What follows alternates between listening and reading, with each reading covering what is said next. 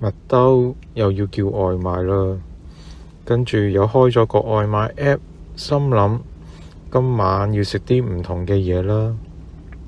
然後佢睇到個推薦，又係麥乜最愛壽司，又係麥乜成日話好食嘅韓燒，跟住麥乜之前想食嘅未試過嘅泰國菜。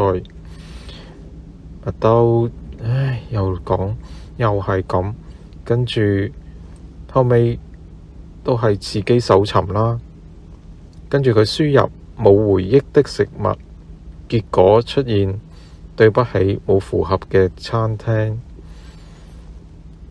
最後佢決定打開個雪櫃睇下有啲咩嘢食，跟住佢見到有炸雞，咁跟住就拎個炸雞出嚟氣炸啦。後尾發現氣炸上面有個字條，寫住記得唔好炸太耐，人生仲有好多嘢要試。